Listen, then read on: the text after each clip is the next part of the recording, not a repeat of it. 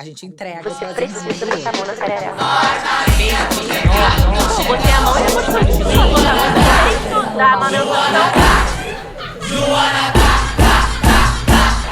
Senta direito, garota. Oi, gente, esse é o Centro Direito Garota e eu sou a Verônica Linder. Eu sou a Juliana Amador e hoje estamos aqui com uma psicóloga linda, maravilhosa, inteligentíssima, psiconauta. Vocês sabem o que significa Juliana sempre esse inventa termo? umas histórias Eu adoro, né? maravilhosas. Seja muito bem-vinda, Luíse Ferri. Obrigada pelo convite. Estou super feliz de estar aqui mesmo. Vim para o Rio também, poder conhecê-las pessoalmente, abraçar, muito bom. Se apresenta um pouquinho, Lu. Sim, eu sou psicóloga desde 2013, né, formada em psicologia com pós-graduação em neurociências e comportamento. E hoje eu estou numa formação que é uma formação em pesquisa em psicoterapia assistida por psicodélicos do Instituto Faneros. Também atuo na clínica, né, como psicóloga no atendimento online. Por enquanto online, acabei de deixar meu trabalho no funcionalismo público, onde eu era psicóloga também no SUS. Calma aí. Calma aí. Entre outras coisinhas, A né? sua atuação, então, é lidando com pessoas que fazem uso de psicodélicos. Calma. Também. Calma, eu quero só um… Não, porque ainda não, né? É um estudo, né? Uma pesquisa. Muita calma nessa hora. Muita pesquisa. Porque isso pode ser perigoso, essa Não, fala. sim, Não mas é foi essa ainda pergunta que eu fiz, porque quando a gente escuta… Fica na dúvida, né? A primeira coisa que é tipo assim, não, calma aí, então tu dá um psicodélico pra pessoa e aí tu vai tratar Não, é que psicologicamente. aqui, eu sou uma usuária de ayahuasca, né? E eu sei que aqui no Brasil ainda não é permitido o uso de psicodélicos de forma terapêutica. Então, assim, eu queria que a Lu explicasse um pouquinho o que é isso, como você, psicóloga, foi parar no mundo dos psicodélicos. Né? Provavelmente deve ter aí a sua história pessoal Com certeza. envolvida nisso. E o que você está fazendo? O que é essa pesquisa? Tá, vamos lá. Fiquem tranquilas porque isso realmente gera muita confusão, né? Então, assim, eu também tô nas redes sociais e toda semana, quase todos os dias, as pessoas me mandam mensagem assim: Luíse, quero fazer terapia psicodélica. Tem interesse nisso? Como faço? Sim. Você ministra psilocibina, ayahuasca no consultório? Quero. E eu falo: não, gente, não é assim que funciona. Então, assim, existem contextos diferentes, né? Como a Ju colocou. O contexto terapêutico, a gente ainda não consegue, não pode oferecer uma terapia, porque não é regulamentado e as pesquisas estão acontecendo. Agora, existe um outro contexto, que é o contexto ritualístico, onde a ayahuasca é a única substância que é permitida ser utilizada nesse contexto, hoje no Brasil, né? Porque fora do Brasil também é outra história. Então, o que eu faço hoje? E é que as pessoas têm dificuldade de entender, porque eu falo muito sobre psicodélicos também, e aí as pessoas entendem que eu tô, talvez, ministrando a substância. Primeiro, como psicóloga, eu não posso ministrar nada. Até mesmo se as substâncias fossem regulamentadas e pudessem ser prescritas, eu não poderia, como psicóloga, receitar, prescrever, porque o psicólogo não faz isso. Então, quem poderia fazer, talvez, seria o médico, que a gente trataria as substâncias, então, como um medicamento. Então, eu já não faria. O que eu faço hoje é o atendimento em integração psicodélica, que seria as pessoas utilizam, às vezes, num outro contexto ritualístico, ou num contexto recreativo, adulto, como a gente chama, psiconauta, é a pessoa que utiliza. Acho que é legal também a gente entender quem é o psiconauta, o que é ser psiconauta, né? Bom. Então, são pessoas que utilizam substâncias psicodélicas para investigação de si, para investigação da mente, da sua consciência. Então, ela pode criar esse contexto na casa dela, em algum espaço seguro, e utilizar, é um uso adulto, mas ainda estamos falando de substâncias, em sua maioria, proscritas, proibidas. Então, a gente sabe que existe isso, né? Então, assim, talvez a gente possa pensar que eu tô fazendo uma coisa errada. As pessoas têm muita dificuldade de entender porque não conhecem exatamente as substâncias e têm muito medo delas, né? O que acontece é que agora essas substâncias estão sendo utilizadas dentro de protocolos de pesquisas, em universidades sérias, no Brasil e fora do Brasil, em outros institutos, como, por exemplo, esse que eu acabei de citar, que eu tô fazendo uma formação. Então, é um curso que a gente aprende tanto a parte teórica dos protocolos, do que está sendo feito fora do Brasil também. E a gente vai fazer a partir do ano que vem, dentro dessa pesquisa, o atendimento para algumas pessoas. Então, são poucas pessoas, não é algo que a gente possa oferecer para a sociedade, ou alguma clínica poder oferecer de forma… você chega na clínica, paga aquele serviço e tem aquele serviço, né, feito pelo profissional de saúde. Não. Dentro da pesquisa, são algumas pessoas escolhidas dentro de requisitos, né, de critérios que a pesquisa já tem desenhado anteriormente. Então, essas poucas pessoas vão ser triadas e atendidas vendidas. Geralmente, nessas pesquisas, tem algumas para tratamento, né? Então, contexto terapêutico. Então, tem alguns requisitos específicos que a gente pode falar mais pra frente. Mas hoje, no meu consultório particular online, eu atendo as pessoas que fazem um uso autônomo ou ritualístico e ajudo elas a integrar aquilo que emerge da experiência numa psicoterapia tradicional, né? Uma psicoterapia online tradicional. A gente faz essa integração, mas eu não ministro e a pessoa também não fica sob o efeito da substância durante a sessão, né? Então, assim, a gente tem que separar. É importante isso também, né? De, Muito tipo, legal.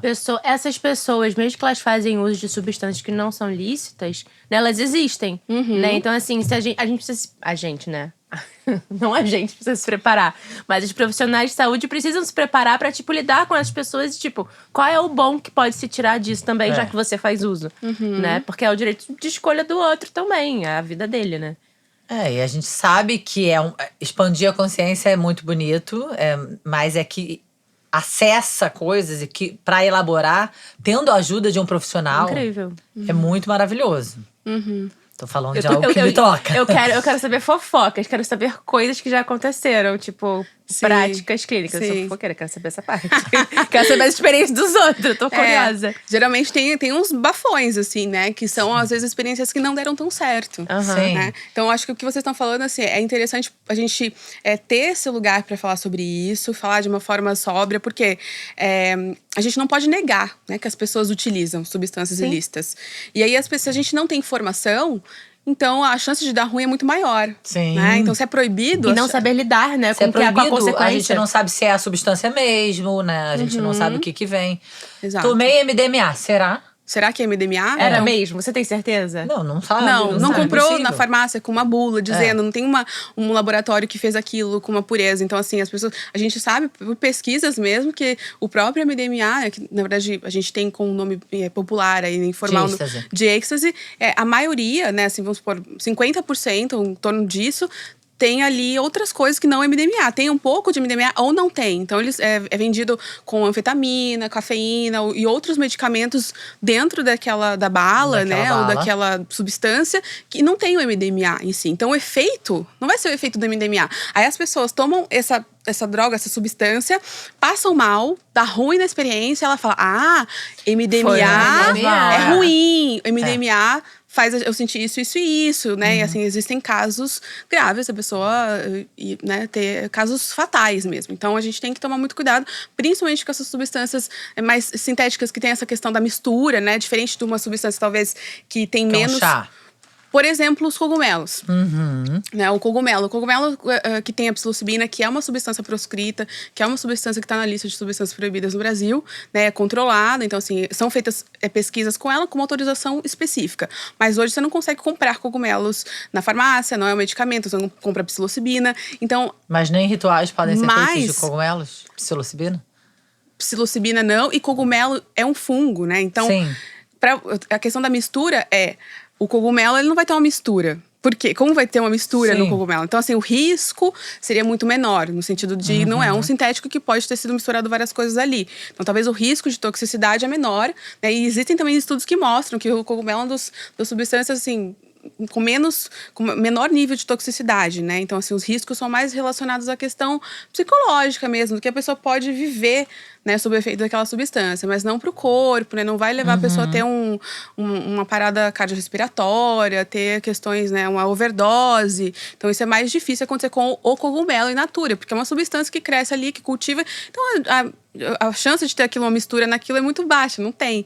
Já a psilocibina seria diferente, um sintético, né? Poderia ter algo misturado, só que a gente não tem a psilocibina, né, assim, vendida no mercado ilícito, como a gente tem o êxtase, né? Então, acho que a gente está falando de riscos e é importante a gente ter espaço para falar sobre isso, para poder reduzir os riscos, né? Poder reduzir os danos, poder preparar a pessoa que está decidida que vai tomar uma substância e não sabe como, não sabe a dose, não sabe onde, preparar esse espaço seguro, né?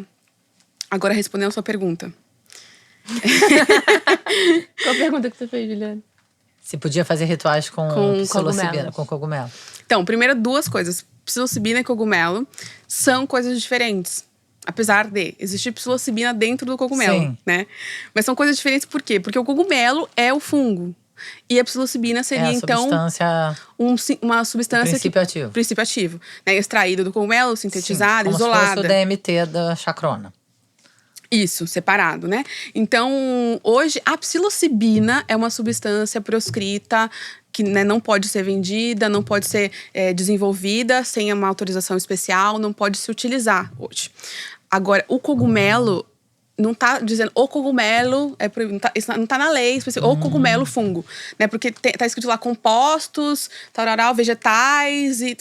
Mas o cogumelo não é um composto não é uma planta, tá dizendo lá, compostos, plantas, blá, blá, blá. Ah, então tem uma brecha. Uma brecha, é. Amo. Tem uma brecha. Corta para a Juliana com a plantação de cogumelos enlouquecida. Temos uma brecha. Então, mas aí, o que eu penso? Eu penso assim, que essa questão da brecha, né, vocês que conversam com muita gente, né, é da área do direito e tudo mais, entendem que a brecha depende do quão bom é o teu advogado. Sim. Né, pra sustentar essa… Sabemos disso. Entendeu? Porque, por exemplo, existem relatos, existem relatos de pessoas que foram presas, né, assim, notícias, né, de pessoas que foram presas porque cultivavam, né, pra vender, né, o cogumelo para consumo humano. Então, assim, hoje não é difícil encontrar na internet cogumelo, né, desidratado, então as pessoas vendem. Mas ninguém escreve lá, para tomar tanto, para fazer o seu chá assim. Eles vendem como uma amostra etnobotânica. É uma amostra, não é para consumo humano. Né? Eles não vendem com esse… Por quê? Porque não é possível, não pode, né? Então você não pode dizer que é um medicamento. Então, se você pega uma pessoa que está cultivando, que está escancaradamente vendendo para consumo humano, dependendo da mão do juiz que sair, do advogado que tiver, ela vai ser enquadrada nessa lei que vai dizer que ela está vendendo uma substância proscrita. Né? Se eu tiver um outro que vai entender que aquilo realmente está nessa brecha, mas a gente está nesse lugar, nesse limbo, nesse lugar cinzento que eu, como profissional de saúde, eu com o meu CRP, eu, Louise, psicóloga, não indico as pessoas irem por esse caminho, porque ainda a gente não tem nem estudos que comprovam todos esses resultados maravilhosos que as pessoas clamam por aí. Então, a gente tem algumas pesquisas que ainda não temos a quantidade de gente suficiente para dizer, sim, isso trata tal questão. A gente tem um monte de relatos, a gente tem várias pesquisas interessantes, né? Então, assim, eu tenho… Por estar nesse meio, muitas pessoas que dizem, não, isso mudou minha vida. Eu concordo que pode ter acontecido. A gente tem experiências pessoais, coleciona muitos relatos de experiências pessoais, mas a pesquisa científica ainda precisa avançar muito. Eu acho que o campo do neuro, né, ele tem sido estudado desde quando? Porque eu acho que é um campo que a gente não tem muita informação. Acredito que nesse lugar dos psicodélicos, assim, houve uma parada, assim, abrupta por décadas, né? Justamente. Desde os anos 50, Desde os anos 50, 60, e depois os outros, né, psicodélicos e patógenos foram sendo proibidos. Mas na neurociência é algo muito novo, assim, nos últimos… Posso dizer que nos últimos 5, 10 anos a gente tem muitas descobertas. Mas é muito pouco tempo. Então, e nos últimos 50 anos descobrimos, né? Descobrimos, olha, isso aqui tem, existe isso aqui. É legal, como parece funciona? Que tá funcionando. Tem uma galera tomando e ficando melhor. É isso. Essa é a minha impressão, assim, que tipo, a galera tá assim, não sei bem o que é, acho que não, acho que sim. Vamos ver aqui, mas não pode experimentar. Mas é importante que hajam pesquisas sérias sobre isso, claro. Assim como a gente tem as testemunhas do DMT, as testemunhas… Passa a palavra! Já joga logo na questão do… Gente, a gente sempre, né? A gente tem as testemunhas do cogumelo, as testemunhas do psilocibina, as testemunhas da microbiologia, a gente tem as testemunhas de tudo. Então, assim, tem as pessoas que estão ali para dar o seu testemunho, né? Que é um relato, é anedótico aquilo. E aquilo, existem pesquisas que trabalham em cima desses relatos. E tudo bem, colhemos 1000 relatos, mas são relatos que, assim, a gente não pode… considerar que… Porque assim, pra mim fez bem. Nossa, pra minha tia fez muito bem. Mas, poxa, a minha tia que também foi na igreja fez muito bem pra ela. Eu vou dizer, então, que é Deus que faz bem, a fé que faz bem. Então, assim, tudo pode fazer bem, como pode não fazer. A gente tá falando de ciência, de tratamento. Será que, então, pode ser utilizado como um tratamento pra todas as pessoas? E o que isso efetivamente trata? Trata tudo? Né? Então, assim, as pessoas têm essa dificuldade de entender que talvez funcionou pra você que tinha uma depressão leve, funcionou pra você que tinha uma ansiedade X, mas pra uma outra pessoa que vai ter também um quadro depressivo ou ansioso, pode não funcionar, pode agravar a crise dela. Sim. Então, depende muito. A gente precisa ter essas pesquisas controladas, ter todo um segmento, uma forma de fazer que é a científica pra dizer que aquilo funciona como um tratamento e aquilo funciona pra todas as pessoas. Senão a gente tá dando algo mais similar com um placebo do Sim. que efetivamente uma Mas medicação. é isso que tá acontecendo nesse momento. Tem esse lugar e tem o lugar da ciência também que está pesquisando, entendendo para que isso serve. Né? Então, assim, existem poucas pesquisas ainda que mostram com uma amostra grande, ou seja, com grande quantidade de pessoas, esses benefícios. Então, Sim. assim, a gente… hoje, as pesquisas com macrodoses, com doses completas, mostram benefícios para pessoas que têm depressão, Estresse pós-traumático? ansiedade existencial. O estresse pós-traumático, geralmente, as pesquisas são feitas com o MDMA, né? E psicoterapia. Então, o protocolo todo que, assim… se você faz uma pesquisa que envolve psicoterapia e MDMA, você não pode dizer que foi a terapia que funcionou para a pessoa ou o MDMA. É uma junção das duas coisas, uma combinação. E, ao mesmo tempo, não é para todo mundo que funciona. Então, por isso que a gente precisa de mais pessoas para entender qual a porcentagem. Funciona mesmo para a maioria das pessoas? Não. Então, isso demora para acontecer, né? Sim. Então, hoje, com esse boom psicodélico, todo mundo falando de psicodélico, ter vários contextos, assim, envolvidos, né? O contexto ritualístico, o contexto, né, e tem sagrado, um grande boom, por isso que eu até ancestral. achei engraçado você falar do armário. Assim, quando eu comecei a tomar ayahuasca, realmente as pessoas ficavam no armário, a ponto de o lugar que eu frequentei, o primeiro lugar que eu fui, tinham muitas pessoas conhecidas e a gente tinha um código de sigilo, entendeu? Ninguém podia falar que você tomava ayahuasca com fulano e beltrano. Mas quando você começou, já era legalizado? Já era legalizado em usos ritualísticos. Usos ritualísticos. Mas tinha isso. Eu acho que hoje virou essa hype, né? O que dá um pouco legal, tá todo mundo conhecendo. Menos preconceito em relação àquilo, mas assusta um pouco, né? Eu acho que é toda uma outra questão, né? Então, assim, quando a gente fala de uma substância que não tem um lastro ali cultural, ancestral, né? Porque a psilocibina, que vem dos cogumelos, tem um lastro ancestral mazateca. A ayahuasca tem um lastro ancestral ali dos povos indígenas da bacia amazônica. Sim. Agora, MDMA, LSD, não tem esse lastro ancestral. É uma coisa que foi criada num laboratório, tudo por brancos, por homens brancos dentro da ciência. Então, é uma outra coisa a ayahuasca. Sim. E a ayahuasca existe esse lugar também dela na ciência, né? Onde os pesquisadores buscam entender o que dessa substância, o que desse uso, do fenômeno da experiência faz com que a pessoa melhore. Mas, para além disso, existe todo um universo ayahuasqueiro que é ritualístico, que é religioso, que é ancestral mesmo, que é originário, né? Que os povos originários utilizam. Então, é toda uma outra questão que a gente precisa ter, acho que assim, muito mais delicadeza em falar, em tratar e até mesmo utilizar, porque senão a gente talvez esteja ferindo mesmo a cultura de um povo. Se apropriando também. Então, assim, né, é uma outra questão, mas não sei qual foi o contexto exatamente que você utilizou. Eu tenho essa experiência pessoal também com a ayahuasca dentro de um contexto religioso, né? De uma religião ayahuasqueira brasileira, e foi também mais de 15 anos atrás, era assim, super oculto, era um ocultismo quase, assim, uma coisa que ninguém… o meu também, era um grupo secreto de estudos, tipo assim… Ninguém chegava, ninguém sabia onde era. Exatamente, o meu também. Ai, gente. Quando eu fui, foi exatamente isso, é um grupo de estudos secreto, que veio de São Paulo. Estudo secreto, eu quero, também quero. Um grupo de estudo secreto. Tipo, né, as bruxas reunidas secretamente. Mas enfim, conta um pouquinho da sua história, como é que, se você puder. Como é que você foi parar nesse mundo psicodélico, da sua vida, da sua experiência com a ayahuasca e até a sua relação profissional com isso. Tá.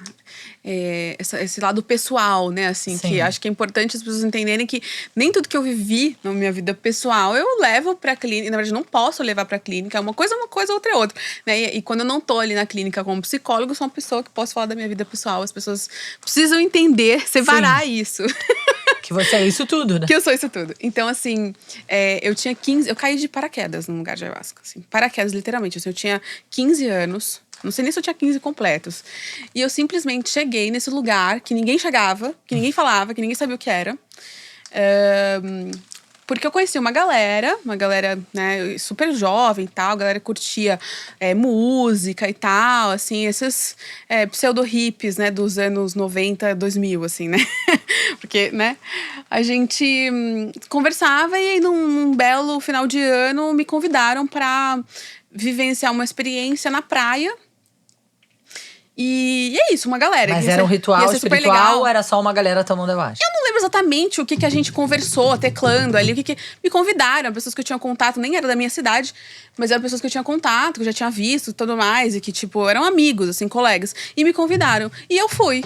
Eu fui sozinha, peguei minha malinha e tal, e fui pro lugar, encontrei a galera. O que eu achei? O que eu achava que tinha na minha mente? Que eu ia viver uma experiência, uma vivência, ter uma vivência. Acho que foi essa palavra, vivência. Uma vivência de fim de ano. Mas pra mim ia ser uma fogueira na praia, a gente ia cantar e tal. Talvez tomar um vinho. O vinho das almas. Pois é, era o vinho das almas. Eu não tinha noção que era isso. E aí, fui pro lugar e tal, conheceu o pessoal, tudo bem, vamos lá. E aí, chegou no lugar, do ritual, né? Que aí todo mundo... Só me falaram o seguinte, mulher vai de saia e roupa clara. Tá branca de preferência. Eu falei, tá bom. Eu falei, Réveillon, claro, o pessoal vai de roupa branca, né? Você vê o nível de desinformação que eu tinha, né? Também com 15 anos e fui. E peguei lá uma roupa branca, uma saia branca, cheguei no lugar, todo mundo, né? Era uma igreja do Santo Daime, que tem toda uma roupagem, tem todo um Sim. ritual, né? Que é uma coisa, é sempre igual, assim, é bem parecido, na verdade. Vai mudar um pouquinho de igreja pra igreja, mas é muito parecido. E eu fui com a minha roupa branca e começou o ritual.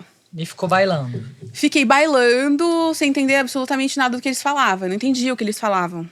Os cantos, né? Que a gente chama de hinos, né? Sim. Não entendia o que eles falavam. E era um ritual, um trabalho que ia demorar 12 horas bailando, né? Que em volta de uma mesa, que é uma mesa de estrela. Eu achei super legal, super bonito. Mas achei esquisito, porque eu via decorado com as... E mulheres de um lado, homens de outro.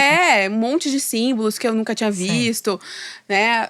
Aquelas bandeirolas em cima. Eu falei, uai, né? O pessoal esqueceu de tirar, porque a gente tá já no final do ano e as bandeirinhas, bandeirinha de São João, exatamente. Tipo assim, totalmente fora ali, não sabia onde eu tava.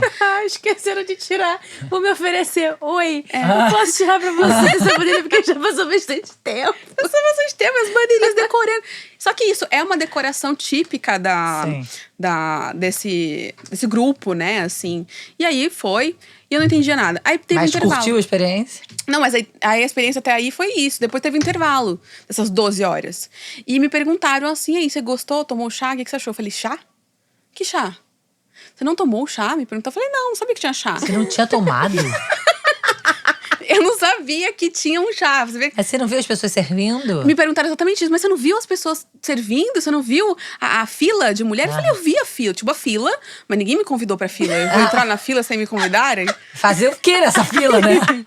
Não, o nível de desinformação. Eu não sei quem foi mais desinformada por uma igreja de Santo Daime do que eu na minha vida. Nunca, Nunca acho vi. que ninguém. Menor de idade, sem Pois autorização é. dos pais.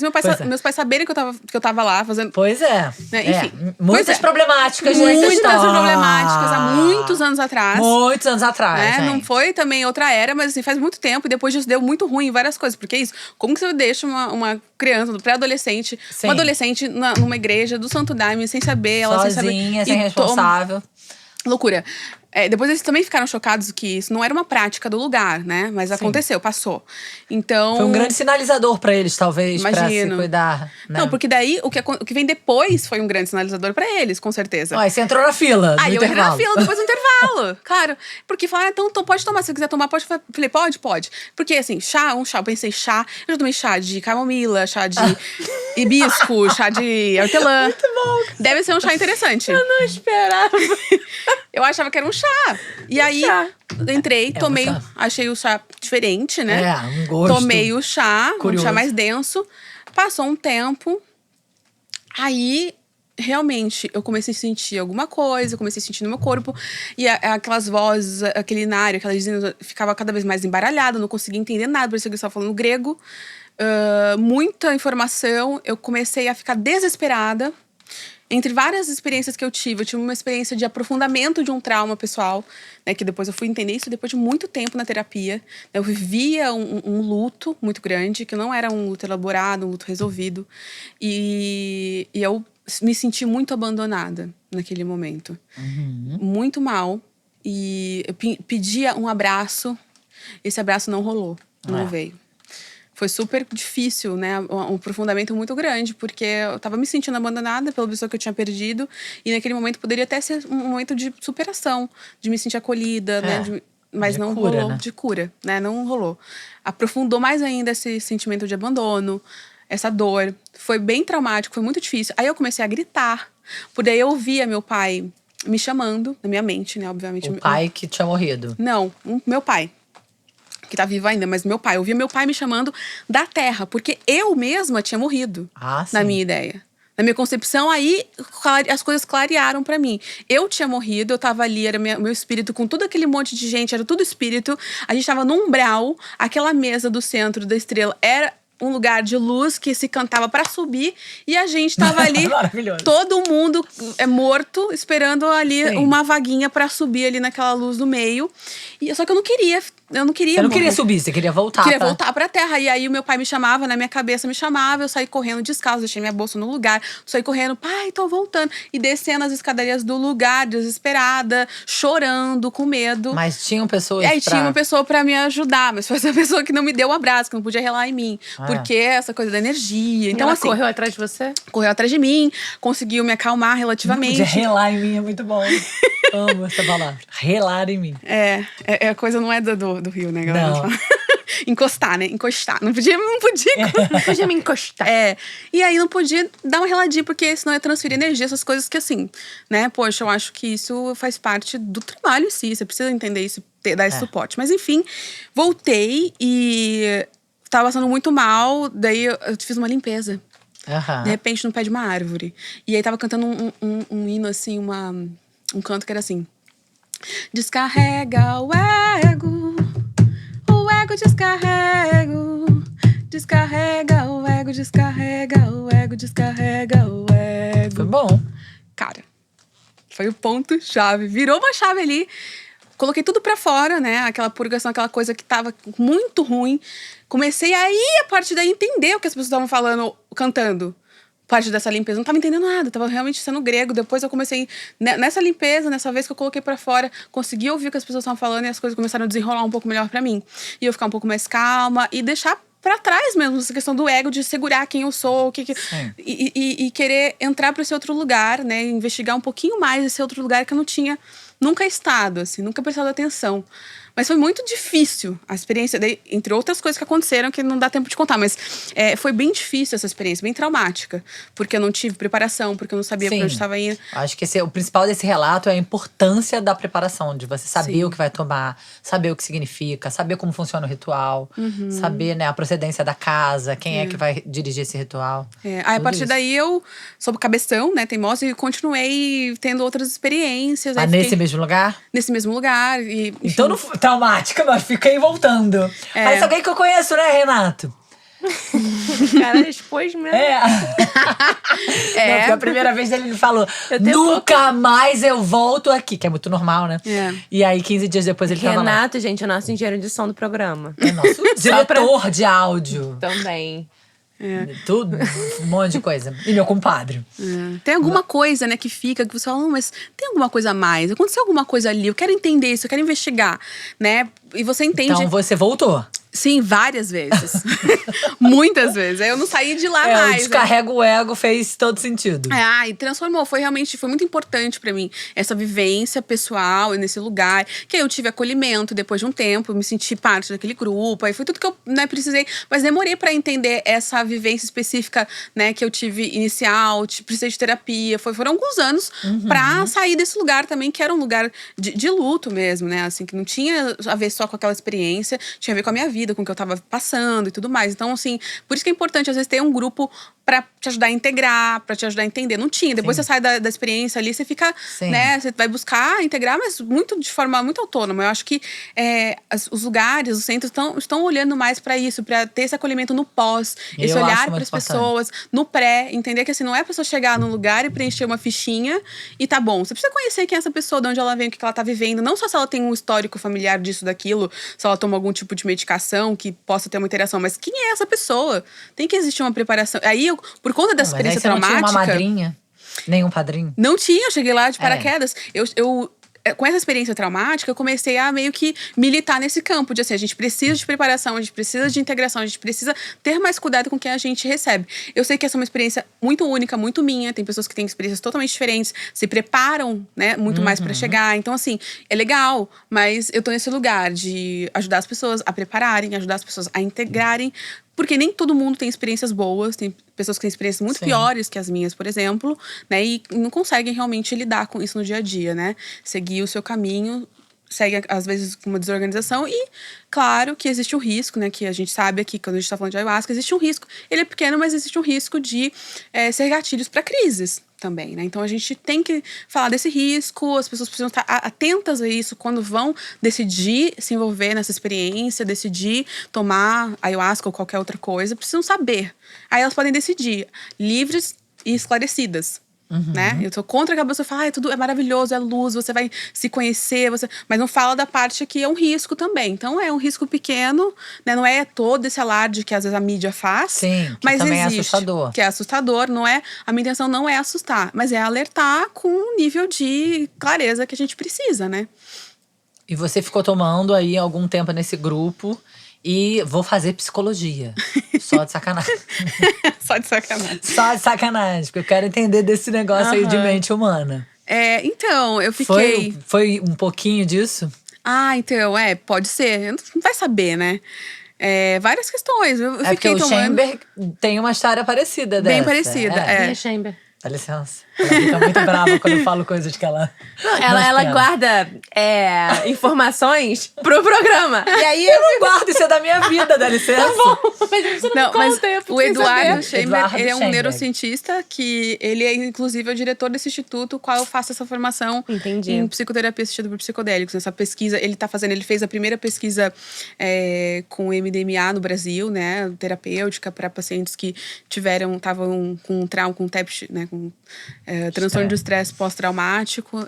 Enfim, é uma pessoa que estuda bastante, que está nessa caminhada há bastante tempo. Muitos anos. Muitos anos, e tem pesquisas no exterior, é colaborador de várias pesquisas. Então, assim, uma referência, assim, do Brasil. É uma das pessoas, assim, que a gente quase do pode mundo. ter. Uma referência no mundo. Sim, também. E ele tomou, eu acho, muito jovem. E falou, quero entender desse negócio. Como assim tem um negócio desse e ninguém tá falando disso, entendeu? Viu que as pesquisas eram nada, né? Não tinha nada. O que tinha era lá fora e não no Brasil, que é o mais chocante ainda, né? E aí virou neurocientista. Então, por isso que eu tô perguntando se foi um pouquinho parecido.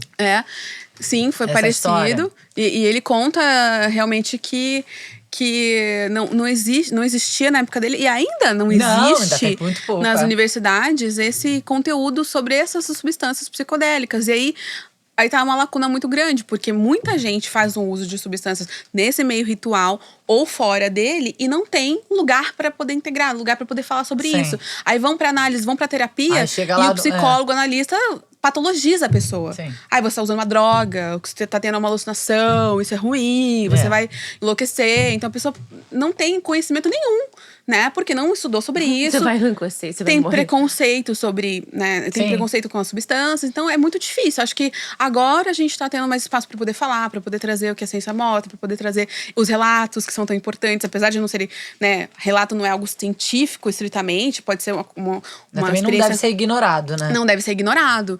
Então, assim, como eu tive a minha vivência, estou fazendo o meu relato aqui pra vocês, nem todo mundo tem experiência ruim na primeira vez, como eu tive. Mas depois eu tive várias experiências boas, continuei. Aí fiquei por anos, né, praticando ali a religião. Então, eu fazia um uso religioso mesmo. Tinha várias crenças envolvidas.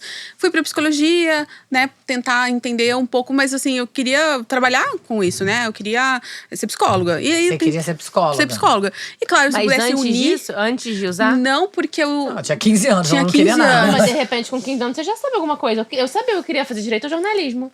Desde, sei lá quando.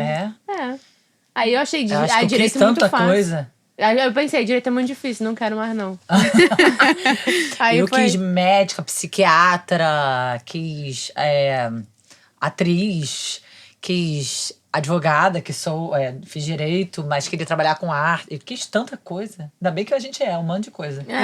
Que Quanto saco mais isso coisas… de ser só uma coisa. Sim. Foi uma E geração assim, que e foi sinceramente, muito… você nem é isso, né? Vamos combinar. Que, tipo assim, você não é o que você estuda, Não. você não é o que você faz. Não, e te limita Né? o tempo E inteiro. é muito doido, porque, tipo assim, às vezes eu falo, alguém me pergunta, Juliana, você quer a Juliana? Você quer minha amiga? Ela é apresentadora, ela não sei o que lá. Aí, às vezes eu fiquei pensando, gente, a Juliana não é apresentadora, a Juliana é minha amiga. A Juliana é uma pessoa sensível, a Juliana é uma pessoa que tem escuta. Então, assim, eu tenho olhado pras pessoas, como é que eu falo dessa pessoa? O que ela. Não o que ela faz, né? É, que a gente Sim. precisou da carteirada durante Sim. muito tempo pra falar, essa pessoa é legal. Ai, que coisa chata, né? Muito chato. Sim. Mas isso, Muito infelizmente, chato. no meio científico, até vamos pra parte da polêmica, né? Vamos pra Eu parte tô da aqui falando polêmica. com vocês, eu fiquei super feliz também pelo convite, porque, poxa, sou mulher, eu não sou, né, como talvez o Eduardo, que é uma referência, com várias pesquisas publicadas em O revistas Eduardo é uma científicas. referência, mas ele é homem. Então, ele mas- não vai sentar direito, garota. O que acontece é isso, assim, às vezes… Mas sou fã. Eu também, super fã. Sou fã. Admiro pra caramba. E foi também porque eu assisti uma palestra dele em um lugar… desse contexto do xamanismo, que eu fui atrás. Falei, vou seguir esse menino e eu ver o que ele faz. Eu quero ajudar, quero conhecer, quero estudar, quero estar Sim. junto. Né? Até já falei isso pra ele, pro grupo nosso, que foi por isso. Cada um chegou de um jeito ali, mas ele foi uma das pessoas que, né, que a gente se inspira muito no trabalho dele, é Sim. muito maravilhoso. Mas existe hoje nesse meio científico essa questão, assim, você tem mestrado, tem doutorado, você publicou quantos artigos? Sim. Você não publicou… Você tá falando isso aí, mas com que… Da onde você tá tirando isso aí que você tá falando? Então a carteirada, a questão da carteirada, isso é muito chato, mas tem. E aí às vezes tem uma rinha de doutores, né? Quem publicou claro, mais? quem publicou mais. Entendeu? Quem fez Chato, Unida, a a gente pesquisa… é muito chato, né, cara? Quem fez a pesquisa com mais Que preguiça. pessoas? A Quem gente fez é não sei o muito quê? chato, por Quem isso publicou que- Em primeiro? vez de unir tudo, gente, vamos colocar, unir tudo, vamos ver quem sabe todo mundo junto. Vamos, né, melhorar e pá, não. Vamos juntar isso todo aqui é mundo no nosso meu, saber. isso aqui é seu, esse aqui E o que eu tenho você não tem. O que você tem… Não, muito quem chato, manda muito aqui é chato. quem tem o pau maior. A gente é muito chato. Já começa nisso. exato, é muito tem que chato. ter o pau, bota o pau na mesa. O meu é Entendeu? maior que o teu, manda maior que tu. Ai, gente é gente. É muito. Então, eu acho que a gente… É por aí, a gente precisa… Por isso que é bom vomitar na árvore de vez em quando e… entendeu? Desapega do ego. Total. Você porque é cantou isso. na hora ou alguém cantou pra você? Não, tava cantando, Tava amiga. Era cantando o no hino que tava trabalho, rolando. no rolê, ali, trabalho. no ritual, tava todo mundo cantando. E fora que eu… Só que foi pra que ela, abriu porque a é minha, assim que é. né, a minha consciência ali, que eu consegui me ligar, me conectar mesmo com alguma coisa ali. Porque eu tava totalmente noutra vibração, noutra dimensão, né? Assim, do ego mesmo. E pensando em coisas e olhando pra coisas que não tava ali conectada com o que as pessoas estavam fazendo, com o que eu deveria estar fazendo, né? Conectada comigo, com a consciência ali, não tava. E naquele momento, alguma coisa aconteceu. Então, eu fui por esse caminho de estudar psicologia. Fui fazer psicologia. Aí, na faculdade, eu queria falar um pouco dessas Isso experiências. que eu te perguntar, na faculdade também não Blá. vai falar nada. Blá. Não, porque eu chegava pro Psicologia. professor e falava, toma ayahuasca, não sei o que. Eles faziam aquele nariz torto, aquela boca torta. E, tipo, dava risadinha. Virava o olho. Virava o Ih, a olho. doidona da psicologia. Exato. Então, não rolou. E aí, eu segui… Eu sinto que eu segui uma vida paralela, assim, né? Fazia psicologia, aos fins de semana tomava Ia pro Dai. grupo secreto. Aos finais de semana, visto minha fardinha de… E era confuso, né? E pra integrar? Eu lia uma coisa, entendia uma coisa, e quando você tinha experiência, era…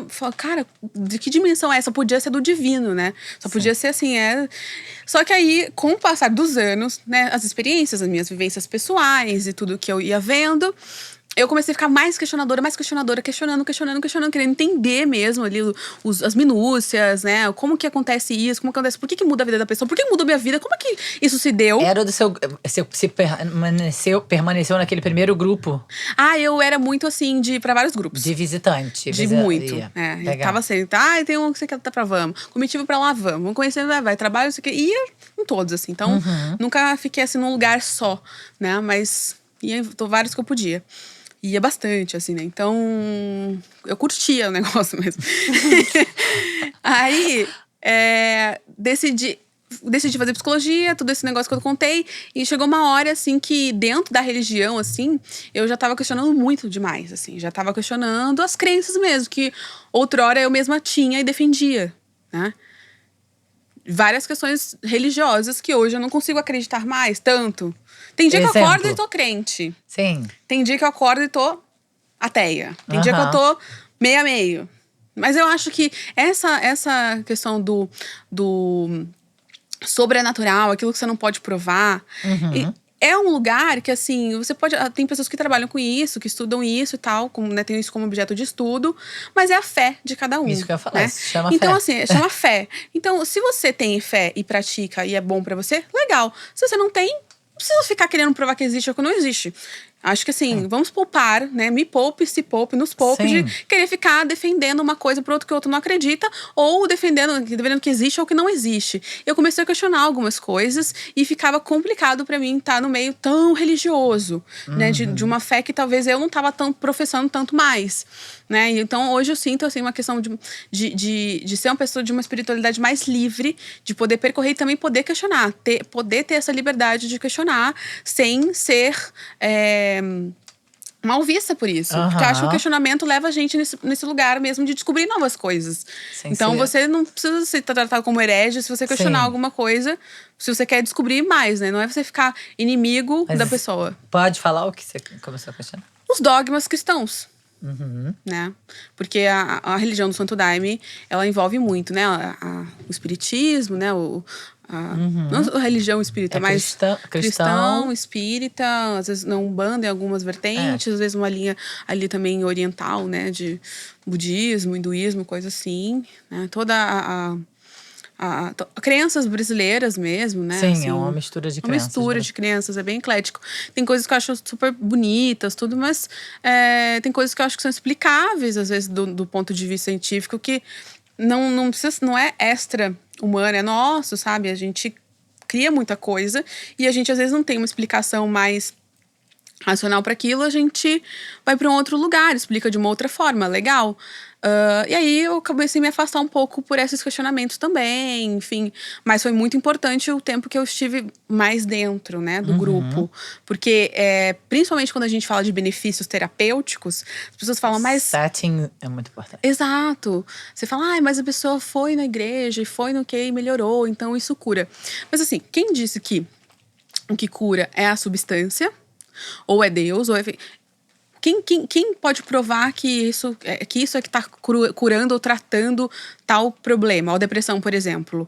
Né? Então, assim, não o estar em grupo, num lugar seguro. E todo mundo emanando amor e você disposto a estar junto. Perfeito. Quando você dá um abraço em alguém, você produz ocitocina. Você produz um hormônio bom, importante pro seu corpo. Um hormônio que você se sente amado, que você produz quando você, né, vai amamentar. Que mães produzem para poder produzir a prolactina e tudo mais. Você produz coisas boas pro seu corpo. Você produz serotonina. Você produz várias coisas que são maravilhosas pro seu bem-estar. Então, assim, estar em grupo é importante. Nós somos seres sociais. A gente precisa estar em grupo. E isso é muito fortalecedor pra nossa psique. Isso é estruturante. Então, se você vem de um lugar ou de um meio onde você sente que você tá fragmentado, segregado, e você encontra um lugar amoroso, que tá junto, que você entende que você tá apoiado. Não importa se é na religião ou se é na máfia italiana. Você tá em um grupo que te apoia, que tá junto contigo. Você, entendeu? Agora, assim, óbvio que… Né, assim, aí a gente tem que entender, então você quer dizer que estar na máfia italiana é tão terapêutico quanto estar gente, aí você Pessoas fala, literais. olha, querida, Mudem se de você… canal. Não vai dar.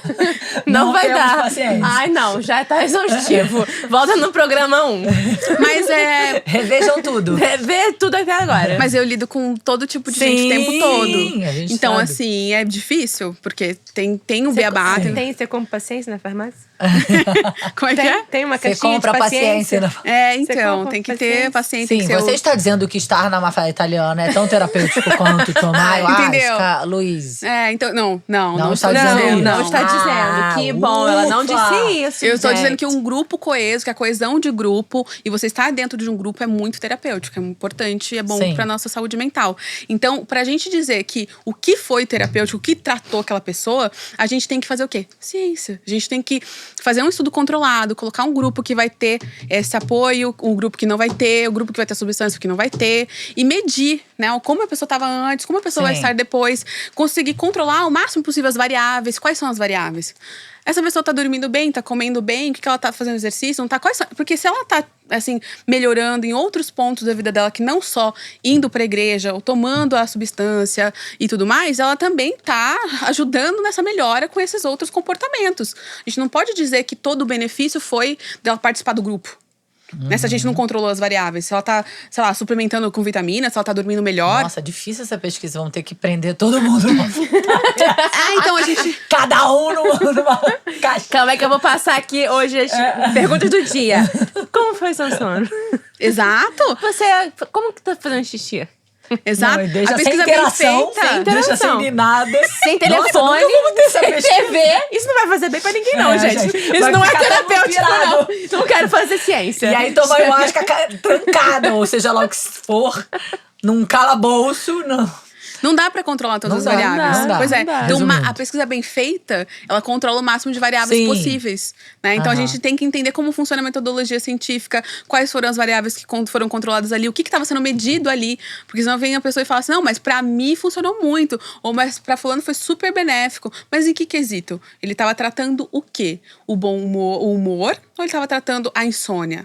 Ele estava tratando a depressão ou ele estava tratando da dor de barriga? Ainda tem isso, né? Porque você trata uma coisa, vai que te regula outra. Aí tu nem Sim. sabe se aquele desregulado foi por causa daquilo que tu tomou. Então a gente vê, quando a gente faz a ciência, a pesquisa, a gente vê assim um pontinho. Sim. Não quer dizer que, sei lá, não teve benefício aqui, que não vai ter em outro ponto. Ah, não melhorou a cognição, mas melhorou o humor. Ah, então a gente conseguiu entender alguma coisa. A gente tem que avançar nisso. O que acontece é que muitas pessoas tratam os psicodélicos como panaceia, né? Como se fossem tratar tudo. Como Tudo. tomar um psicodélico vai te ajudar em todos os Bom, âmbitos vai da sua resolver a vida, sua os seus vida. relacionamentos, vai tratar a sua depressão, a sua dor de cabeça, a sua dor de barriga, a sua encravada. Então, assim, não dá, né? Assim, vamos ter que ir com calma pra esperar essas pesquisas acontecerem. E aí, se a pessoa disser assim, não, mas eu quero fazer esse ritual, eu quero participar porque eu tenho fé, eu acredito, então, ótimo. Eu acho massa essas pessoas que conseguem defender, porque é a fé dela, ela acredita nisso. Ela não precisa da ciência comprovando que é isso, aquilo. Ela tá dizendo que ela vai, que ela curte, que ela faz, porque ela tem fé. Ela acredita e ela gosta. Aí sim. Agora ela dizer, eu faço porque a ciência mostrou e comprova isso, aí já extrapolou. Porque daí, se fosse isso, então a gente deveria agora ter esse tratamento. A ciência comprovou, tá mais que provado, a gente já tem pesquisa suficiente, então a gente já pode oferecer, né, como um tratamento na clínica. E ainda não temos isso, né, 100%. Isso tá caminhando. Então, eu acho massa as pessoas que vão pra igreja, que vão pro ritual, que conseguem assumir esse lugar de eu acredito, eu gosto, eu faço, né? Assim, tem, sei lá, um lugar que eu sei é uma desobediência civil, um lugar que é da minha fé e que eu sustento isso. E não precisa querer colocar a ciência como a sua base. Sim. Mas que ela tá fazendo porque é bom pra ela, porque foi bom pra vida dela. Porque eu sei o que é bom pra mim, né? Tá, entendeu? Acho que é isso. E conta um pouquinho sobre a sua formação nesse instituto. Como é que funciona? O que vocês… É uma base teórica? Eles estão fazendo pesquisa? As pesquisas já começaram? Tá. Bom, é a primeira turma, né? Primeira turma no Brasil. Primeira turma no Brasil do Instituto Faneros. Então, assim, já existiram outras pesquisas com psicodélicos em universidades, em outros lugares. Não é a primeira já acompanhei pesquisa. algumas. Mas é a primeira turma desse instituto. E aí, a formação são 2 anos, né? Assim, 1 ano e meio, 2 anos, dependendo de como vai ser essa parte prática de atendimento. A primeira parte que a gente conclui esse ano… Então, estou na formação ainda, estou curtindo. A primeira parte foi teórica. A gente aprende sobre todos os protocolos, né, de pesquisa com psilocibina e MDMA, dos institutos que são parceiros, né? Por exemplo, da MAPS, do USONA, Fluence, que são institutos parceiros do instituto.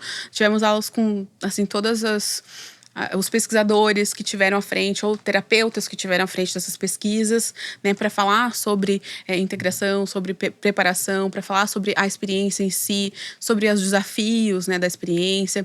Enfim, é um cronograma extenso que aconteceu, né, tá acontecendo durante esse ano. Agora a gente está fazendo um monitoramento, né, assistindo as vivências que já aconteceram em outras pesquisas. Enfim, vários detalhes, assim, eu não sei o quanto que eu posso também trazer.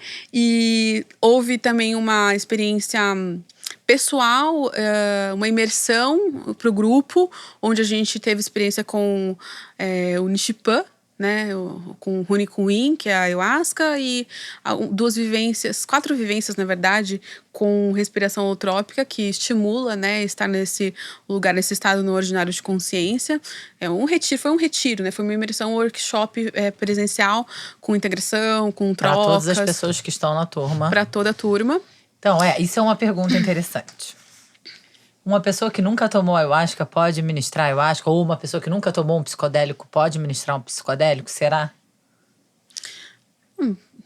Poder, né, no sentido de se pode, porque não é, né, obrigatório, não vai ser obrigatório dentro dessa formação, por exemplo, ela tomar, né, alguma coisa, ou ela querer ter essa experiência, não é obrigatório, mas a gente tem que pensar, será que é interessante para o paciente, para o cliente, se consultar com alguém que nunca esteve nesse estado não ordinário de consciência, induzido por psicodélicos ou por alguma outra forma? Será que é interessante para o cliente? Porque ele vai estar falando de um lugar que essa pessoa não conhece. E ele não conhece mesmo. Porque não dá pra ler e conhecer sobre isso. Não. É só vivendo. Bom, eu não me as consultoria. experiências de muitas Mas pessoas. ler experiência não significa que vai entender do que ele tá falando. Então, amiga, mas aí quando a gente aplica isso a outras áreas, por exemplo, e aí tipo, já tive essa discussão, por exemplo, se você não é mãe, não fala sobre isso. Se você não é mãe, não pode legislar sobre maternidade ou ensinar sobre maternidade? Talvez não. Como não? Você imagina uma educadora parental que não é mãe? Várias. Eu não sei. lá. Então, essa é uma discussão. É uma discussão e eu acho que não tem certo e errado. Mas eu digo, até como quando você começou a contar sobre a sua primeira experiência, né? Quando a gente tá vivendo uma experiência como essa, de estado não ordinário de consciência, é uma vulnerabilidade muito grande, a gente se sente exposto, né? Uhum. E é muito importante que o grupo inteiro esteja, né, assim, em todos os lugares que eu fui, até hoje, nesses anos que eu frequento, todo mundo estava em transe. Porque é muito importante que todo mundo esteja em transe. Pra você não se sentir vulnerável. Então, assim, tem várias coisas, assim. Eu fico pensando o quanto você tomar e conversar com uma pessoa que nunca tomou na vida, nunca teve essa experiência. Eu não sei se faria sentido pra mim. Então, Agora eu tô falando como paciente mesmo. Sim, faz sentido. Não é uma regra, não. Depois, eu acho que A gente tá só aqui… quando isso for, né? Isso Se for regulamentado, se for. que a gente, né, ainda tem uma grande Mas discussão. não foi à toa que a turma toda foi lá tomar. Foi, assim, não foi algo obrigatório. Sim. Né? Foi aberto pra quem quisesse. Não foi Mas altamente sugerido. altamente sugerido para que você pelo menos tivesse, se você nunca tivesse uma experiência para entender um pouco melhor, que daí no caso nem é a experiência que as pessoas, que os pacientes, que os clientes, né, no caso não é nem paciente e cliente, né, os voluntários da pesquisa no ano que vem vão ter, porque eles vão ter experiência com psilocibina, no caso isolada, né, Sim, e com MDMA. Então quando você é um pouco diferente. Paciente de cliente, por quê? Essa é uma questão, assim, mesmo de uma opção na psicologia. Tem uns que preferem cliente, outros paciente. Porque eu não gosto de falar paciente, porque eu acho que coloca a pessoa nesse lugar de… É um paciente esperando pacientemente alguma coisa ou alguém, né, num outro nível hierárquico que vai dar alguma coisa. Ele só espera paciente aquilo e recebe, né? E o cliente, eu tô oferecendo um serviço, um trabalho, né? Eu sou paga para isso, ela é minha cliente, eu ofereço um trabalho que é uma via de mão dupla. Então ela não tá tem uma paciente, troca ali. tem uma troca e ela não tá paciente esperando nada de mim, é uma troca que eu sou paga para isso, é o meu trabalho. Então acho que fica mais uma relação mais horizontal e mais condizente com o que realmente o que acontece. você propõe, né? Porque a psicologia é uma profissão, né? E é uma ciência, mas é uma profissão. Então, acho que fica mais interessante assim. Mas tem pessoas que chamam paciente, também tudo bem. Acho que é só uma opção mesmo de chamar. Mas no caso da pesquisa, que a gente vai atender na formação, é voluntário. É voluntário. Né? Porque eles não estão pagando, né? Vão ser… vão passar pela triagem, não vão pagar, porque vão se voluntariar para uma pesquisa de um medicamento experimental ainda, né? Que é uma coisa que não está na farmácia, que não está aprovado pela Anvisa nem nada, é experimental para a gente entender se aquilo funciona para aquele tipo de transtorno, de problema que a pessoa está trazendo. Então, ele se voluntaria para poder passar pela pesquisa. Né? Então, vai ser um pouco diferente do ayahuasca, um pouco diferente da respiração, vai ser psilocibina e MDMA para tipos de transtornos ou questões específicas, né? Então, isso vai acontecer ano que vem, e aí acontece em algumas cidades do Brasil, principalmente aqui, Sul, Sudeste, Centro-Oeste, sempre com 2 terapeutas, sempre vai ser um médico, uma médica, e o outro… Que pode ser de qualquer especialidade?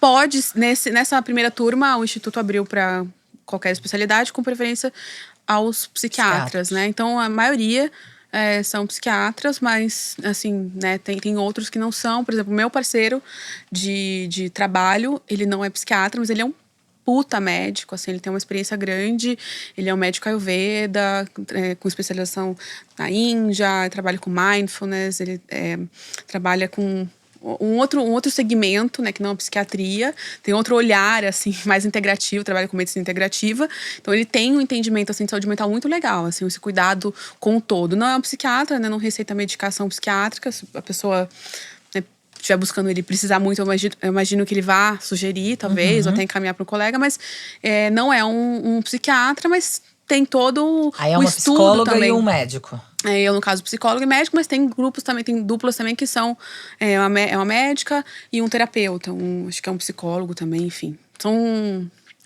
No total são 50 pessoas, então 25, né? Metade. Porque é isso, como é um medicamento, né? A gente vai falar de uma está substância. sendo tratada como uma... Tem que ser um médico que tem essa liberação para prescrição. E o outro que é um profissional da área de saúde mental, que não necessariamente é médico, né? Então, todos são profissionais de saúde mental com experiência, né? Nesse momento da sua vida, você está atendendo online. Sim.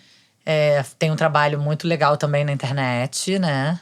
Você acha muito legal? Eu acho. Acho bom, que obrigada. de esclarecimento. Eu conheci recentemente, porque a Juliana me mandou. Legal. De esclarecimento sobre isso tudo, que eu acho que ainda é muito tabu. E é isso, psicóloga não pode, pode. É permitido, não é permitido. O que ela faz? Meu Deus, ela dá ayahuasca no consultório. Eu acho que até enquanto as coisas forem proibidas, é muito difícil, né? Falar disso. Falar, né? Falar e atender as pessoas, assim, tipo… Eu vejo muito isso na amamentação. Você falou da amamentação. Tipo, existem as mães, as mulheres, que consomem drogas. Tipo, e aí como é que a gente fala? E aí, é bom ou não continuar amamentando? Tira a amamentação, bota a fórmula? Ninguém fala, né? Não Finge pode. que não Aí existe. finge que não existe. Aí tu fala, não, mano, é bem melhor. Mesmo tu sendo, dependendo da droga que tu consuma, você é amamentado que você dá um alimento processado pro seu filho. Mas a gente não pode nem falar, não tem… Tipo, com que embasamento você tá falando isso? Sim, exato. Né? Aí já vem Não tem pesquisa com nada. Não tem pesquisa nem com a ayahuasca, né? E a amamentação. Exato. Então, Por assim, quê? como é que a gente faz? Por que não tem? Por que não tem? Esse é um grande problema. As pessoas sempre vêm. Toda Eu vez que que te eu falo. pergunto. Toda vez que eu falo de uma pesquisa. Eu que te pergunto. Que é antiético. Toda vez que eu venho com uma pesquisa, enfim, eu venho só mostrar os dados para as pessoas. Né? Assim, olha, aconteceu, a pesquisa foi assim. Esse foi o grupo, essa foi a substância, essa foi a terapia, aconteceu assim, assim, assim, por tanto tempo. Eles fizeram cegamento ou não. Mostra os dados da pessoa. Faça uma tradução e mostra os dados para a pessoa. Eu não tô criando nada, eu só mostrando para elas. Elas vêm querendo argumentar comigo que a pesquisa tá errada, que a pesquisa não sei o quê, que é com pouca gente, porque não deveria ter sido essa substância, porque a substância foi pouca, foi muita, que não sei o quê. Como assim esse tipo de pesquisa? Gente, gente, o tempo todo. A gente tá falando de substâncias que são proibidas e que foram mal vistas, são tabu, que foram escrotizadas na sociedade por décadas. Como que você quer que um pesquisador com uma carreira brilhante pegue e vai falar sobre uma coisa que não vai dar prestígio nenhum pra ele, que ele não vai ganhar nada com isso, que não tem financiamento nenhum por nenhuma indústria, porque ninguém vai ganhar dinheiro com isso, então a indústria não financia, o governo financia, ninguém financia pesquisa com psicodélico. Não financiava, né? Agora já tem investimento em bolsa e em todo lugar. Mas até então não tinha financiamento, não tinha interesse de ninguém, então não tem pesquisa, cara. Porque pra fazer pesquisa precisa de financiamento. E precisa de pessoas interessadas, pessoas que queiram trabalhar com isso, que não vão afundar a carreira delas numa palhaçada, né? Ficar descredibilizada. Então, assim, não tem tantas pesquisas como para um medicamento que tá no mercado, na farmácia há 40 anos. Não tem. A gente tá fazendo isso agora. Ou não tem investimento para que esse remédio chegue nesse lugar também. Né? Que é muito das a mesma coisa. Tanto né? o remédio, o laboratório produzir, porque vai produzir se tiver demanda, quanto a pesquisa. Se não tiver pesquisa, não tem remédio, não tem demanda. Porque como ele vai produzir uma coisa que não tem eficácia, que ele não pode comprovar eficácia, ele vai colocar o que na bula? Eu acho que funcionou porque minha tia disse que foi maravilhoso pra ela. Não dá. Então você tem que ter um monte de gente utilizando aquilo, passando por aquela terapia pra você dizer, olha, isso funcionou, porque funcionava pra tantos… A gente tratou… sei lá quantas mil pessoas, 80%, 90% melhorou, o resto não melhorou. Então, assim, aí acho que aí entra o marketing. Quando a gente começa a falar as experiências, tem um montão de gente usando. Aí vem aquela galera lá com grana querendo se apropria. É meu. Várias pessoas tentaram patentear, eu acho, né? Então, Tem eu umas tô histórias assim, muito né? loucas. Eu tô desse jeito, porque assim, já tem muita gente pedindo patente, tem muita indústria, tem muita Muito. coisa acontecendo agora. Tô Essa ligada. última semana, novas notícias aí. Ah, então eu é? fico, Novas notícias, não tô A ligada. gente fica meio assim, né? Poxa, pode ser que engula mesmo, seja mais um mercado. Mais um mercado. Né? Porém, a pergunta que a gente tá fazendo, por que não tem pesquisa com mães que usam Sim. drogas, com pessoas, por exemplo, esquizofrênicas que usam psicodélicos, com pessoas com transtorno bipolar. Grávidas que tomam ayahuasca, ou lactantes que tomam ayahuasca. Exato. Esse grupo. Porque esse grupo é exatamente o grupo de exclusão. Que não interessa. Não é que eu não… Não é que não interessa, é um grupo Não de idade interessa. reprodutiva. Não que você interessa não pode pro- muito… Né? Vai que você dá o remédio e escangalha. Então, assim, o grupo de exclusão das pesquisas. As pesquisas são difíceis de acontecer nesse campo. Já tem essa questão de ficou um tempão, décadas sem investimento, sem pesquisa. Todo mundo com As que estão medo. retomando agora. Aham. As que estão retomando tem um grupo de exclusão, que são pessoas que têm maior risco. Então, esse grupo, as pessoas chegam pra mim, eu tenho tal transtorno, eu quero muito, porque eu já tentei todo tipo de remédio e tal. E eu fico me sentindo muito impotente, porque exatamente aquele grupo é o grupo que não pode participar. Agora, quando a gente tiver muito mais pesquisas, aí tivermos a ideia já bem estruturada de que aquilo funciona para tal grupo, talvez os pesquisadores que estão ali, né, nessa área, Talvez, possam porque assim, ampliar. eu lembro, Ou a não. Marina Vergueiro veio aqui. E aí, tipo assim, ela tava falando que os remédios, né, que ela toma pro HIV, ela é uma mulher com HIV, há 5 anos já. E esses remédios que ela toma, a posologia desses remédios não é pra uma mulher como ela, né? Que eles são testados e feitos para homens brancos e tal, né? Que são as pessoas que entram nessa categoria de teste. Então, assim, que mulheres em idade reprodutiva, tipo, são excluídas também desse grupo pra isso, né? Tipo, vai que acontece com uma merda, essa mulher não consegue mais. Então, assim, ela falou que hoje em dia, a posologia de remédios que ela toma, ela é acima do que realmente Muito acima do que deveria ela ser. precisava. Por causa disso. Então, assim, mas mesmo assim, a gente tem variedade de mulheres, né? Tipo, fazendo uso de remédio pra HIV. E esses remédios não estão testados de novo pra ver se realmente aquela, sei lá, quantidade de remédio que deveria tomar. Não tem uma pressão do grupo civil organizado, não tem, a indústria não vai gastar milhões de reais para fazer uma pesquisa para mostrar que esse grupo é seguro utilizar ou não. Então, acaba que é utilizado de forma off-label. Né? Então, assim, o off-label já existe. Então, assim, até uma coisa que a gente não conversou aqui, mas talvez não deva pra gente conversar hoje, da questão da psicoterapia assistida por psicodélicos, já existe no Brasil. Esse é um papo que tá rolando recentemente, porque Sim. já existe, porque já tem e tudo Sabemos. mais. Mas, assim, é uma outra Off-label. questão. Off-label, de uma medicação que não é um psicodélico, né? Então, que eu vou falar aqui, que é a cetamina. Que é uma medicação que é um anestésico, que é conhecido. Pois é, agora ela é um psicodélico? Então, ela continua sendo uma cetamina, sempre foi. É um anestésico. Entendi. É porque eu não conhecia ela como porque psicodélico. quando você agora tão falando. pega e toma de algum jeito, ela vira psicodélico. Então, não vira nada, continua sendo a Ela mesma continua substância. sendo. O que acontece Mas ela é que é um anestésico que é dá um onda. anestésico. Pronto. Mais ou menos por aí. Só que Falando em português, claro! porém, tem uma coisa importante. Eu entendo psicodélico clássico. Psicodélico eu também. é psicodélico clássico. Porque o nome psicodélico, a gente tem que ter a etimologia da palavra. Também Psicodélico. Então, manifestação da mente. Se a gente não tá manifestando a mente, Até não o tá tendo… MDMA, eu tenho Não dificuldade de também. entender como psicodélico. É empatógeno, É, não é pois um é. Se for psicodélico pensar clássico. assim, a dipirona pra mim é o psicodélico. Porque assim, basta injetar na minha veia, eu fico enlouquecida. Então, a música pode ser um psicodélico. Várias coisas podem ser psicodélicas. Qualquer coisa que maravilhe Que sua manifesta mente. a mente, entendeu? Mas as pessoas estão usando… é ketamina ou cetamina o nome certo? É, esquetamina. É cetamina. Só que assim, eu não sou especialista nessa substância. Quem Sim. são os especialistas? Mas tem uma Os galera usando pra anestesistas. depressão, né? E aí tem pessoas sérias no ramo. A gente tá rindo aqui, mas tem gente séria.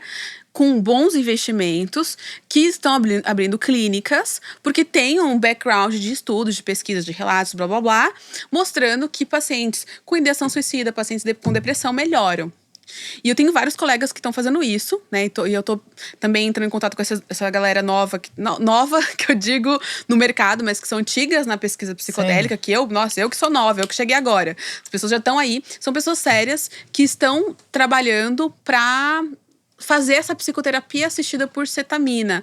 Só que como que você faz uma psicoterapia? Eu fico pensando, né? Eu tô ainda tateando esse lugar. Porque eu Elaborando. entendo o psicodélico como essa substância que vai manifestar a mente, que você vai trazer à tona conteúdos autobiográficos, conteúdos desse inconsciente coletivo, conteúdos, né, da sua consciência. E você vai ter visuais, você vai ter sinestesia, eu entendo isso. E a cetamina não A tem? cetamina não tem. Ela tem alguns efeitos similares aos efeitos psicodélicos, mas ela mais dissocia mesmo a pessoa, né? Ela não tem muito…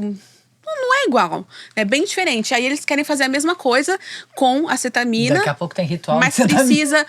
precisa para acontecer essa psicoterapia assistida por cetamina de um lugar muito específico, que geralmente é um hospital. Sim. Né? Então, assim, que é um anestésico, né? Você então, pode ter milhões de… Tem que ter um anestesista, então tem que ter um médico com essa especialidade.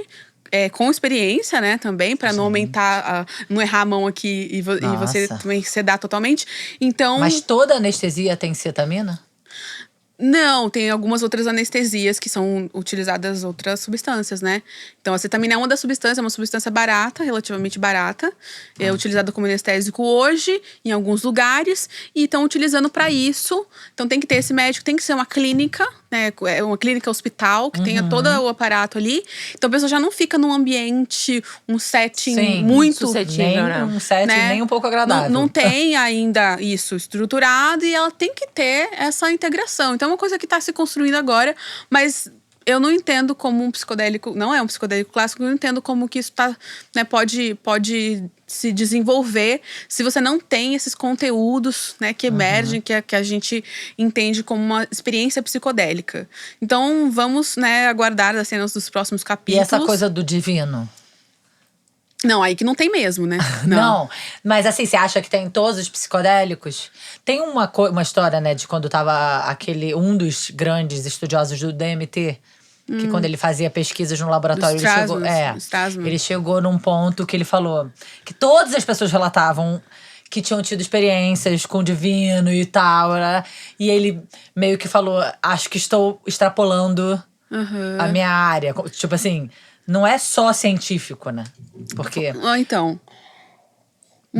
Bebeu até um gole pra respirar. Existe aquilo que a gente chama de experiência mística. Pois é. A experiência mística existe com os psicodélicos clássicos. Não é de hoje que elas são estudadas. Existe até um questionário para você avaliar se a pessoa teve uma experiência mística completa ou não. Né? Então, esse questionário foi feito lá nos anos 60.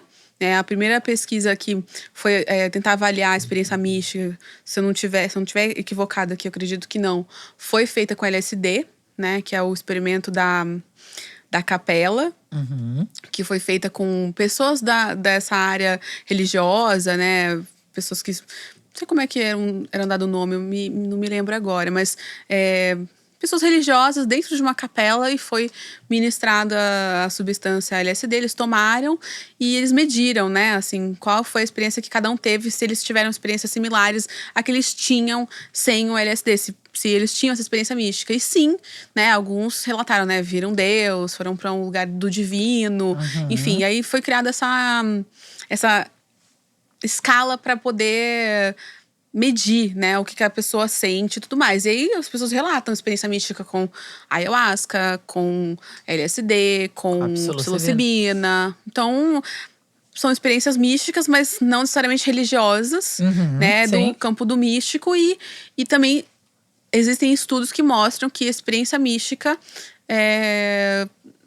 gera uma melhora maior, assim. As pessoas que têm uma experiência mística completa têm uma melhora. Sim, eu imagino. Então, assim, o porquê e tudo isso a gente precisa continuar investigando. Mas você se maravilhar, né? Você ir para um lugar, se sentir parte do todo, você sentir que você é uno com Deus, com o universo, né? Ir pro cosmos e não ter preocupação e sentir, né, num lugar assim, oceânico, tudo isso é bom demais, né? Você conseguir ter essa vivência, assim, induzida ou não por psicodélicos, né? Porque o próprio Stanislav Grof, que é o precursor da respiração holotrópica, também fala desse lugar do oceânico e tudo mais, a partir da respiração. Então, ter uma experiência mística, seja com psicodélicos, ou seja com meditação, com inspiração, enfim, é maravilhoso, né? pro ser humano que vive tão nesse automático, assim, tão desligado, né? Desconectado, Individual, né? individualizado. Então, eu acho interessantíssimo, assim, eu sou super fã. Assim, das Somos pessoas fãs. É, mais ou menos por aí. É muita coisa, são muitos Muita coisa. detalhes, né? Você quer falar mais alguma coisa, Lu? Eu não posso. Qual sua rede social que você Minha mais rede fala, social assim, Vai estar sobre? lá no nosso. quero que ela porque fale. você quer que ela fale, porque o Spotify vai estar ouvindo a É. gente, né? Sim, é psicóloga Louise Ferri. Tem Instagram? Tem mais alguma coisa? Instagram, o Instagram, que por enquanto no Instagram. Eu tô basicamente dando só Instagram. conta daquele jeito no Instagram, por enquanto. Boa. É isso, podem entrar em contato. Eu sempre troco com todo mundo que chega lá, então é só chegar pra gente bater mais papo. Boa. Lu, Obrigada. Se deixar, eu vou ficar aqui conversando com você. eu porque também, é um né? assunto que muito me interessa, mas. Sim. Acho que se você lembrar de mais alguma coisa importante que tem pra falar. Ah, espero que vocês tenham curtido o papo, que eu tenha Eu amei. podido trazer coisas pra instigar vocês também, né? E as pessoas que estão ouvindo, assim, eu acho que é isso. Achei maravilhoso, assim, parabéns pelo seu trabalho. Achei muito legal que você trouxe a sua experiência pessoal, né? O seu entusiasmo pessoal da sua história, mas com muita responsabilidade. Colocou os questionamentos sobre ser bom para todo mundo, sobre a necessidade da gente estudar muito mais ainda. Então, achei muito legal, gostei muito desse nosso encontro. Também. Obrigada. E sou candidata Psiconauta. da pesquisa. Legal, espero Tu é que a gente… candidata? Olha, É, legal. Então tem realmente esse lugar para se voluntariar. Eu espero que a gente tenha mais pesquisas, Sim. espero que a gente tenha mais espaço para falar sobre isso, né? Sem tabus, com tranquilidade, com mais sobriedade também, né? Acho que Sim. é legal se emocionar, o lugar de ter essa emoção, mas a gente precisa. Eu acho que realmente… uma coisa não exclui a outra. A gente Sim, pode se a gente emocionar, pode ter- a gente pode rir. Exato. Mas a gente pode falar sério, a gente pode ter responsabilidade. É isso. É isso. É a vida. Maravilhoso. na vida. Obrigada, Lu. Obrigada Beijo, demais. gente. Beijo, gente.